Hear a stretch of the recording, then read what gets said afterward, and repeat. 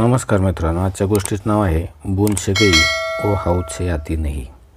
गोष्ट सुरू करण्यापूर्वी आपणास एक विनंती की आपण जर माझ्या चॅनलवर नवीन असाल तर प्लीज सबस्क्राईब करा, म्हणजे सर्व गोष्टी तुम्हाला पाहता येतील। अकबराचा वाढदिवस होता, त्यानिमित्ताने शाही मेजवानी होती। अकबराला सर्व दरबारी सरदार इत्यादी भेटून शुभेच्छा देत होते। सोबत बिरबलही बसला होता। अकबराचे साम्राज्य मोठे असल्याने त्याचा दबदबा फार मोठा होता। दूरदूरच्या राज्यांकडून या निमित्ताने शुभेच्छा संदेश येत होते। त्यासोबतच त्या राज्यांचे दूत अकबरासमोर विविध नजराने सादर करत होते। त्यात भरजरी कपडे, सुवर्णमुद्रा, सुंदर रत्ने आणि अलंकार इत्यादींचा समावेश होता। अकबरासमोर हे सादर झाले की तो त्यावर हात ठेवून त्याचा स्वीकार करत होता आणि मग त्याचे सेवक हे सगळे शाही भांडारात जमा करत होते। एका राजाने भेट म्हणून फार उंची अत्तरे पाठवली होती। ती अत्तरे सुंदर सुंदर रंगीबेरंगी काचेच्या कुप्यांमध्ये भरलेली होती।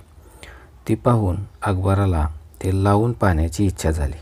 त्याने एक कुपी बिरबलाला लावून पाहायला दिली आणि एक स्वतःसाठी घेतली।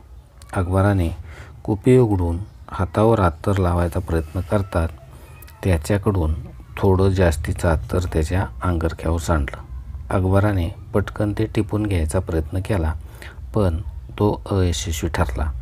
अकबराला तेवढ्यात बिरबल समोर असल्याचे लक्षात आले आणि तो जरा अवघडला। बिरबलाने हे पाहिले। त्याला असे वाटून गेले की एवढा मोठा बादशहा, त्याची संपत्ती केवढी, आज आलेल्या नजराने किती आणि अत्तराचे काही थेंब गेले तरी किती कासावीस होतोय। तो काही बोलला नाही, पण त्याच्या चेहऱ्यावर एक मंद स्मित आलं। अकबराचे हे लक्षात आलं। त्याला ते फार लाजिरवाणं वाटलं।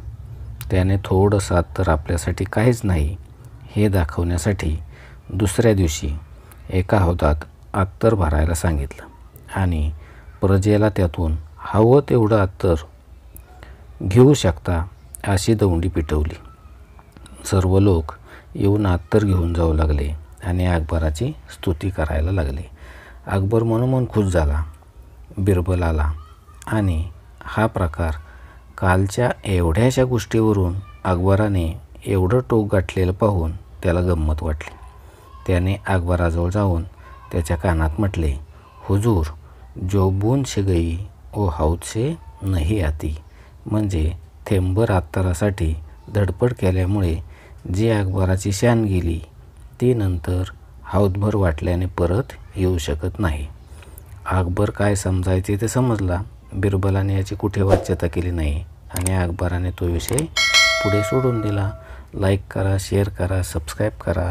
धन्यवाद।